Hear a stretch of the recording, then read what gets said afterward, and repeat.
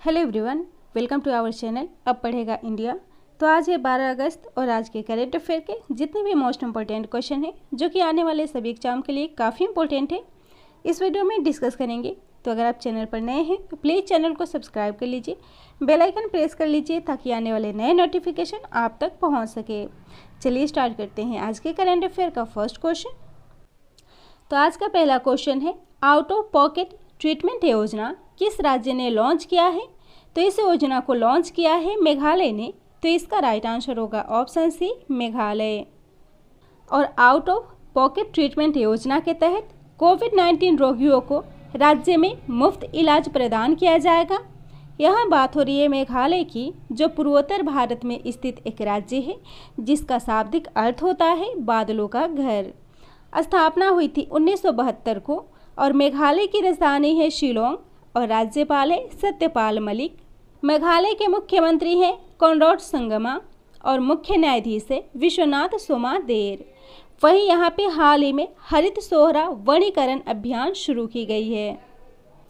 अगला क्वेश्चन है, उत्तर प्रदेश का काकोरी कांड अब किस नाम से जाना जाएगा? तो उत्तर प्रदेश का काकोरी कांड काकोरी ट्रेन एक्शन के नाम से जाना जाएगा।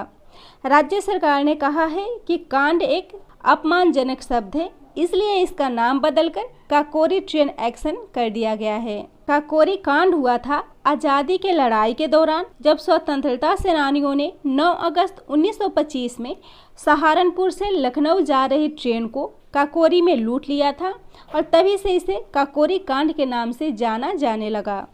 काकोरी कांड को अंजाम देने वालों में अधिकतर लोग हिंदुस्तान रिपब्लिक एसोसिएशन से जुड़े हुए थे। बात हो रही है उत्तर प्रदेश की, जिसकी राजधानी है लखनऊ और मुख्यमंत्री हैं योगी आदित्यनाथ। राज्यपाल हैं आनंदीबेन पटेल और उच्च न्यायालय है इलाहाबाद उच्च न्यायालय। उत्तर प्रदेश में लोकसभा सीट है 80, राज्यसभा सीट है 31 और विधानसभा सीट है 404। उत्तर प्रदेश के बनारस में रुद्राक्ष सम्मेलन केंद्र का उद्घाटन किया गया है। साथ ही यहाँ के मड़ुआडीह रेलवे स्टेशन का नाम बदलकर बनारस रेलवे स्टेशन कर दिया गया है। साथ ही झांसी रेलवे स्टेशन का नाम बदलकर लक्ष्मीबाई रेलवे स्टेशन किया जाएगा। अगला क्वेश्चन है, किस राज्य ने हाल ही में हरेली त्यौहार मनाया है? तो इसका राइट आंसर होगा ऑप्शन बी, छत्तीसगढ़। तो छत्तीसगढ़ में हाल ही में हरेली त्यौहार मनाया गया है और इस त्यौहार को 8 अगस्त 2021 को मनाया गया था, जो सावन माह की हरेली अमावस्या को मनाया जाता है। हरेली पर्व पर किसान परिवार कृषि औजारों और अपने गाय बैलों और ग्राम देवता की पूजा अर्चना कर सुख समृद्धि की कामना करते हैं। इस दिन किसान अपनी धान की बुआई करके कृषि औजारों की पूजा करते हैं ताकि साल भर कृषि की उपज बेहतर हो सके। तो यह छत्तीसगढ़ में मनाया गया है, जिसकी राजधानी है रायपुर और मुख्यमंत्री हैं भूपेश बघेल। राज्यपाल है अनुसुईया उइके और छत्तीसगढ़ में कोरोना काल में अनाथ हुए बच्चों के लिए महतारी दुलार योजना शुरू की गई है। साथ ही छत्तीसगढ़ के नया रायपुर का नाम बदलकर अटल नगर कर दिया गया था। वहीं यहाँ थर्ड जेंडर के लिए देश का पहला पुनर्वास केंद्र बनाने की घोषणा की गई है।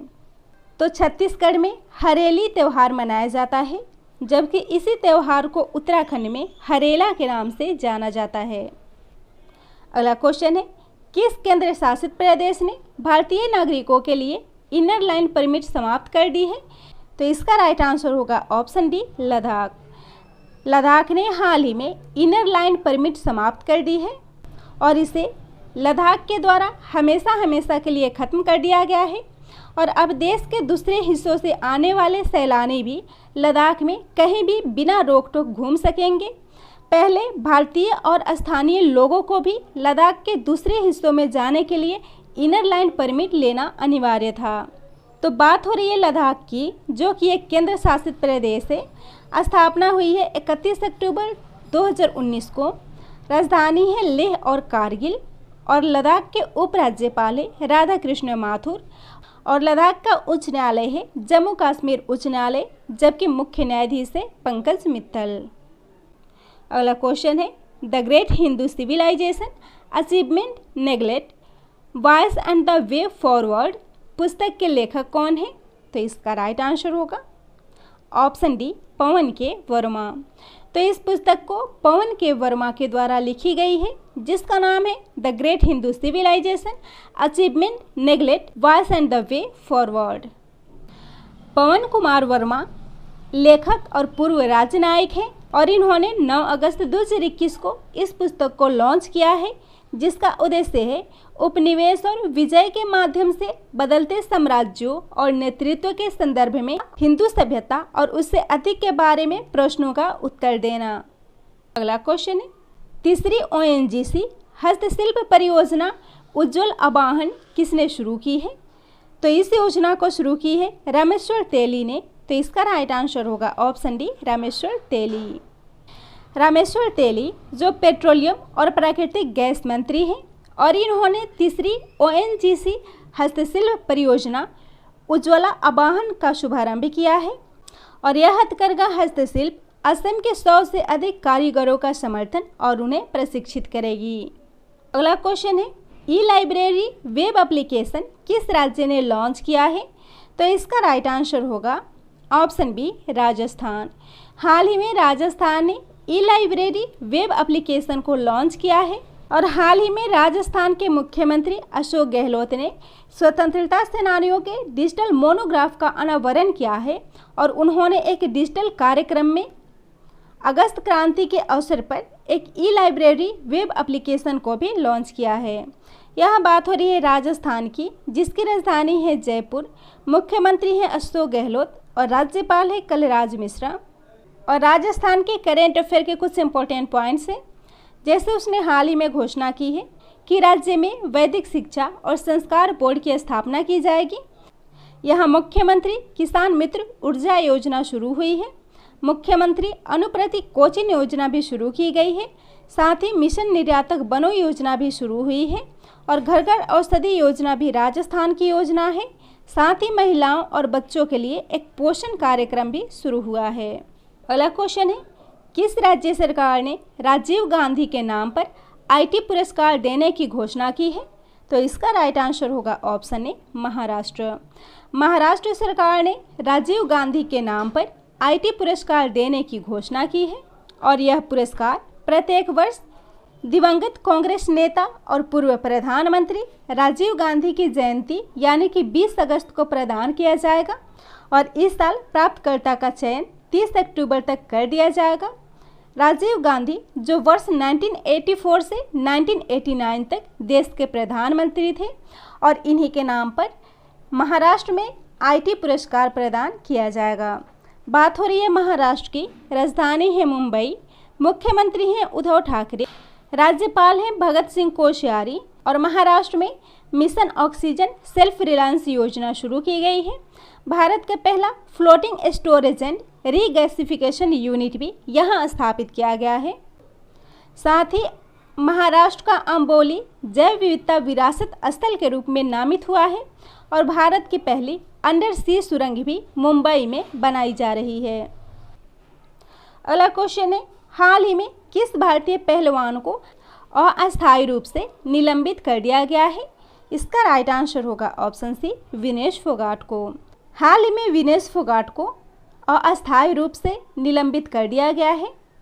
विनेश फोगाट जो भारतीय पहलवान हैं और इन्हें टोक्यो ओलंपिक अभियान के दौरान अनुशासनहीनता के लिए भारतीय कुश्ती महासंघ के द्वारा अस्थायी रूप से प्रतिबंधित कर दिया गया है। इस निलंबन की अवधि के दौरान वह राष्ट्रीय या घरेलू आयोजन में भाग नहीं ले सकती है।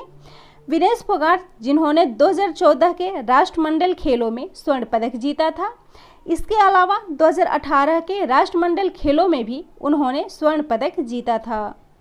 अगला क्वेश्चन है, ग्लोबल यूथ डेवलपमेंट इंडेक्स में भारत किस स्थान पर है? इसका राइट आंसर होगा ऑप्शन बी 122वें। तो ग्लोबल यूथ डेवलपमेंट इंडेक्स में भारत 122वें स्थान पर है और भारत को यह स्थान 181 देशों की सूची में प्राप्त हुई है। यह सूचकांक लंदन स्थित राष्ट्रमंडल सचिवालय के द्वारा जारी किया गया है और इस इंडेक्स में प्रथम स्थान सिंगापुर को मिला है, दूसरे स्थान पर स्लोवेनिया है और तीसरे स्थान पर नॉर्वे है।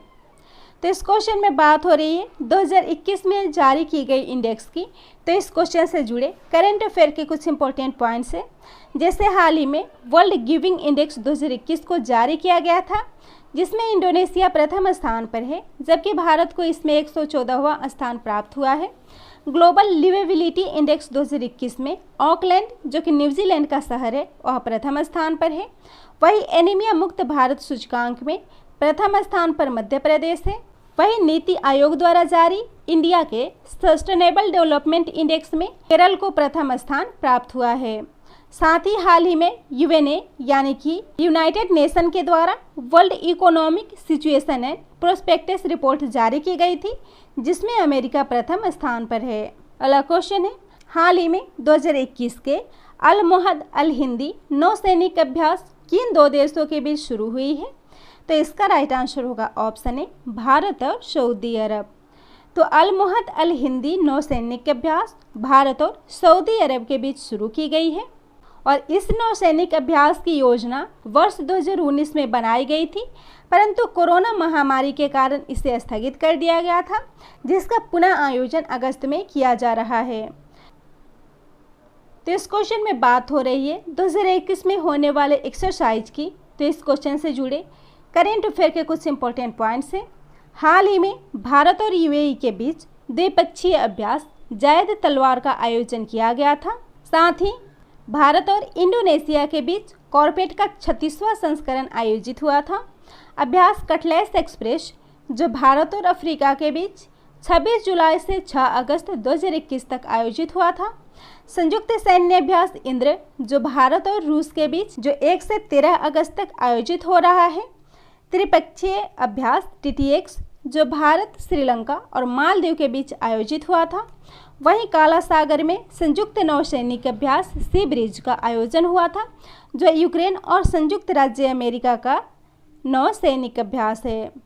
साथ ही द्विपक्षीय नौसैन्य अभ्यास वरुण का आयोजन भारत और फ्रांस के बीच हुआ था।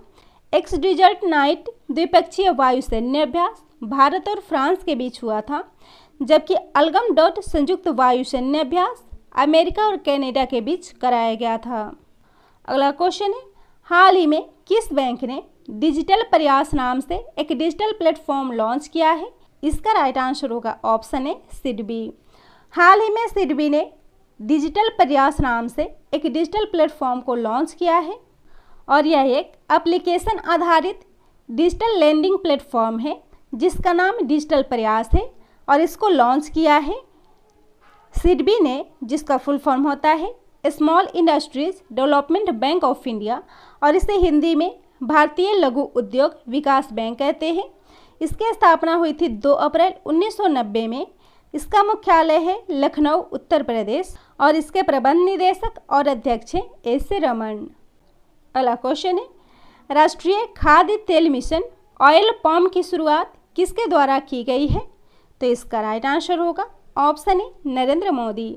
यानी कि भारतीय प्रधानमंत्री नरेंद्र मोदी जी के द्वारा राष्ट्रीय खाद्य तेल मिशन ऑयल पाम की शुरुआत की गई है और प्रधानमंत्री नरेंद्र मोदी जी के द्वारा हाल ही में खाद्य तेल, पाम ऑयल सहित कुकिंग ऑयल में भारत की आत्मनिर्भरता बढ़ाने और आयात को कम करने के उद्देश्य से national edible oil mission oil palm की शुरुआत की गई है। उन्होंने कहा है कि खाद्य तेल के क्षेत्र में 11,000 करोड़ रुपए से अधिक का निवेश किया जाएगा। आज का लास्ट क्वेश्चन है, हाल ही में किस मलयालम अभिनेत्री का निधन हो गया है? तो इसका राइट आंसर होगा ऑप्शन डी, शरण्या शशि। शरण्या शशि जो एक मलयालम अभिनेत्री थी और इनका हाल ही में निधन हो गया है। और शरण्या शशि के अलावा हाल ही में प्रख्यात आयुर्वेदाचार्य बालाजी तांबे का भी निधन हो गया है।